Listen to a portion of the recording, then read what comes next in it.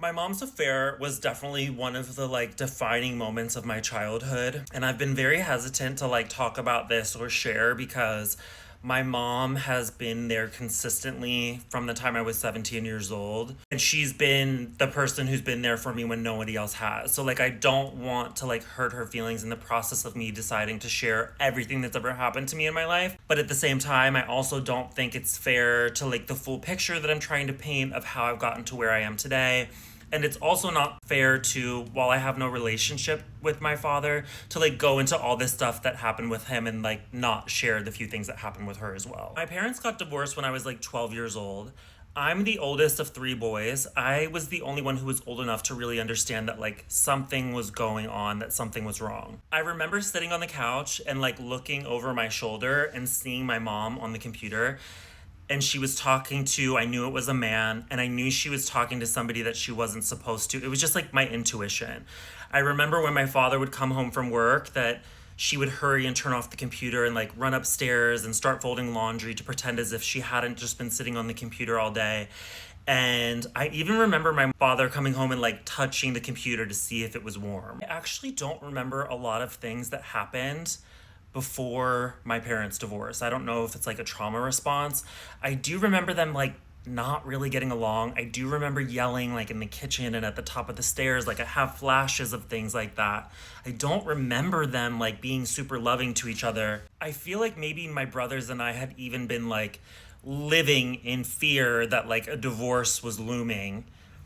And I do remember how upset I was that it was happening, but it also, like, looking back, is like not really a surprise. At the time, I didn't know my father had already like spoken to a lawyer about getting a divorce. All I knew was that my mother was having an affair and that that was the reason for the divorce. So again, being the only one who really understood what's going on, I don't have a better word, I hated her. I felt like she was responsible for ruining my family. It is very unusual, even today, I think, for a father to get primary custody, but we would see her every weekend or every other weekend, and I would lock myself in my bedroom. I would refuse to go with her.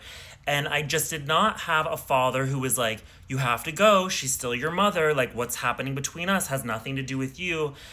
Looking back, he really got off on the fact that I knew what was going on and that I wanted nothing to do with her. He liked that. He liked having me, I think, in his toolbox. I feel like he would sort of almost feed me information so that way when I was with my mother, then I would verbally attack her or say things or be aware of things that I really shouldn't. And eventually my father was just like, he's locked himself in his room. He doesn't want to go with you. I don't know what to do. He's 12, you know? Like, and really the decision was given to me. So I did not see or speak to my mother from the time that I was 12 years old until the time I was 17 years old. That's so crazy that like as a child, I don't know, that should have never happened. I ultimately wound up choosing my father like in this divorce, which only made what he wound up doing to me hurt so much more, but that's another video for another day. We'll get there. I held a lot of resentment towards my mother for a very long time because of my father's narrative. What is known now today as parental alienation, I did not understand what was happening to me at the time. I went to this self-development seminar probably a decade ago, and one of the things that they asked us to do was to call the person who had caused us the most pain in our lives and to forgive them. If I'm being honest, the person who's caused me the most pain in my life is my father, but my mother felt more doable or attainable at the time, so I decided to call her. It had been years since I had really held any sort of resentment towards her for that, I think, especially because of everything that I wound up going through with my father. I think I already understood her a little bit more because of that. But when I called her, I told her about how I felt about everything that happened when I was a child. And I told her that I forgave her.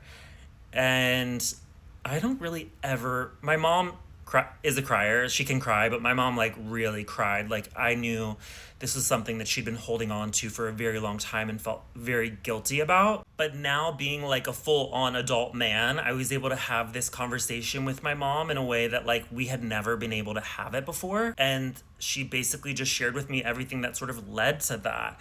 You know, that my father had not touched her in years. And like, I was always the kid with like the young parents, everybody saying, like, my mom is hot. Like, that, my mom has always been attractive. So, like, to know that like her husband wouldn't touch her or wouldn't compliment her, she would be crying to him and being like, I know I'm not a supermodel, but like, I just don't understand. Like, and now as an adult, having gone through relationships, like I know what that feels like to be with someone and to feel not wanted by them. It just created like so much more empathy from me and understanding, and like I don't have any resentment towards her at all. Like I completely understand, like if somebody's making you feel that day after day after day, year after year, that you're undesirable, that you're not wanted, and somebody comes around and they show you and they make you feel like you are, bitch, I would have fucked him too. I know that having that conversation with my mom